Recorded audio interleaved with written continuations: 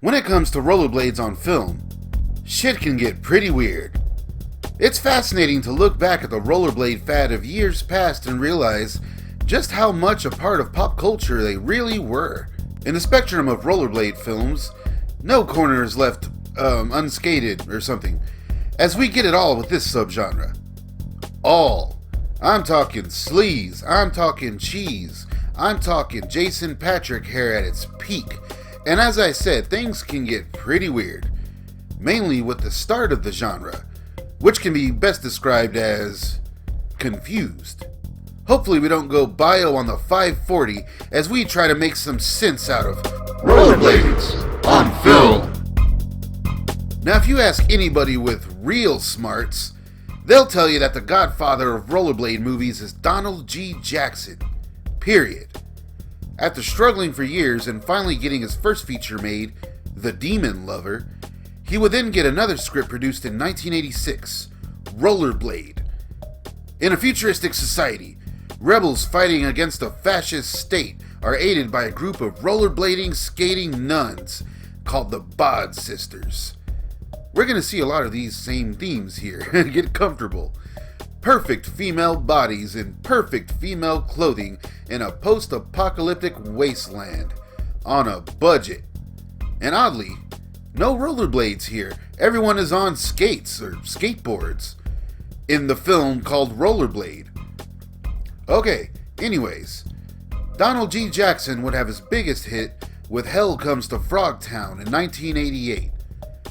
When a nuclear war causes 68% of the male population to be wiped out and viral men becoming a rarity, Sam Hell, a scavenger and highly viral man, is assigned to help rescue a group of fertile women kidnapped by humanoid frogs. No rollerblades here, but we're going to see a lot of these similar themes again down the line. The film would introduce Sam Hell, played by Roddy Piper, a character that would have a new take years later. And the humanoid frogs. Holy shit, they'll be back.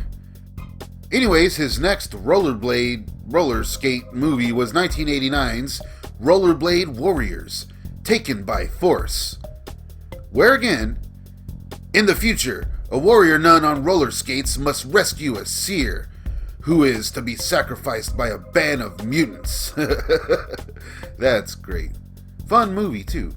In 1991, Jackson would start his working relationship with Scott Shaw and Joe Estevez, but mainly Scott Shaw, who he would go on to navigate the exciting world of Zen filmmaking, a style of filmmaking involving no script, or sets, or actors, I guess. Ambitious stuff.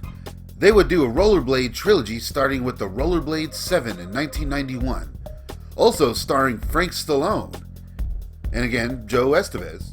Legend of the Rollerblades 7 in 1992, and Return of the Rollerblades 7 in 1993. Oh, look at that shit.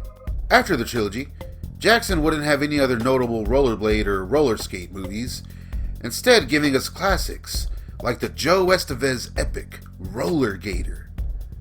And sadly, Jackson passed away in 2003. And in all of his rollerblade movies, not one set of actual rollerblades. However, the genre had gotten its humble start. Now, while Jackson was knocking out these movies and becoming synonymous with the subgenre, it was all pretty small scale and, low budget. At the same time, though, some bigger studios were looking for some of that roller skate cash. And the first big movie to feature them and get the cool skating vibe going to many young kids was none other than 1986's Solar Babies. We can't overlook that one now. Starring Robert Patrick's Hare and the immortal Lucas Haas, definitely aiming for a teen audience with the spotlight on the skating scenes, but again, no rollerblades here.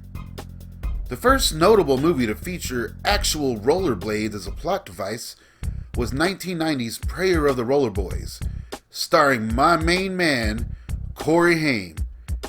Also Christopher Collett and Patricia Arquette. And again, this movie was done with a bigger budget, while Jackson was producing his smaller scale skating pictures. But it seems his influence on the subgenre made an impression even that early on. As in Prayer of the Roller Boys, A dystopian near-future America, where a young man infiltrates a powerful drug-dealing rollerblading youth gang that runs his town in order to end their reign for good. Okay, note to self, when the apocalypse happens, get some rollerblades. Okay, this one is my personal favorite of the bunch, defining the post-apocalyptic part of the genre, even without the mutant frogs or nuns, as here we get an engaging story that upon rewatching I found to be similar to other films like Point Break, or even the ripoff of that one, The Fast and the Furious. In fact, Prayer of the Roller Boys is actually really similar to those movies. That's when I found out that Roller Boys and Point Break had the same writer, W. Peter Elliff. Wow. Both deal with someone going undercover into an organized crime ring via extreme sports, both with dubious female love interests, and both with awesome chase scenes. Oh, and with, blonde bad guys. Weird how that works out, huh? Prayer of the Roller Boys would even have a pseudo-sequel produced as a TV pilot. But more on that later. Be sure to subscribe to stay notified. The next notable studio-produced rollerblade film would be 1993's Airborne. This time aimed point blank at the grungy Gen X teens of the time. Like Seth Green in this hat. This one is beloved by us all, I'm sure. I know I wanted some rollerblades after watching this one, and it's a very engaging movie with a pretty awesome cast. You know what? I'm going to hand this one over to my buddy Justin over at Movie Watch Daily. Justin here from Movie Watch. Now, of all the movies discussed here today, it would be Airborne that would go on to achieve the most amount of cult status as far as films exploiting the rollerblading trend of the 90s. However, it would also be the film on this short list with the least amount of actual rollerblading to be featured in the film itself. While sporting a fantastic cast featuring Seth Green, Jack Black, and such recognizable actors as Eda McClurg and Patrick Thomas O'Brien, this movie really doesn't know what it wants to be about. Hockey, surfing, rollerblading, hell, even a Cincinnati tourism promo. Nonetheless, it secured itself in the rollerblading subgenre and in the minds of 90s teens lucky enough to have HBO, where this movie played endlessly. Airborne also has what I feel to this day the most exciting sequence of rollerblading ever to be captured on film. The third act of Airborne finds its ragtag group of rascals in an insanely dangerous race down what is known as the Devil's Backbone. The Devil's Backbone is in fact a real road in Green Township, Ohio, but in the film was actually a compilation of locations in greater Cincinnati and the outskirts of Kentucky. It's a seriously entertaining sequence that actually achieves in showing off some super impressive camera work, realistic action, and really emphasizes the magic of rollerblading that seemed to capture the minds of youth and Hollywood at the time, and what has definitely made Airborne one of my favorite comedies of the 90s. Thank you to Staunch TV for having me on to talk about one of my favorite films of all time, but for now it's time for me to go. I've had a little bit of Drano in my fruit punch, and now it's time to shred. Back to you, good sir. Hey, thanks dude. Be sure to subscribe to Movie Watch Daily, guys. Link in description. It seems that with Airborne still kind of fresh in our minds due to the endless reruns, and rollerblading making appearances in other movies to magnify the cool aspect, it was time to strike while the genre was hot. In 1998, Disney produced Brink as part of their original film lineup that, for some reason, I never missed any of those movies. Not one. Andy Brinker and his inline skating crew, who call themselves Soul Skaters, clash with a group of sponsored skaters, Team X-Blades. When Brink discovers his family is in financial trouble, he goes against the wishes of his parents and his friends and joins Team X-Blades. Brink tries to lead a double life, but will he be able to pull it off? This one probably uses rollerblading as a plot device more than any of the others, and in a lot of ways was the say-all end-all to the genre. Seriously, we get it all here, albeit with some cheese.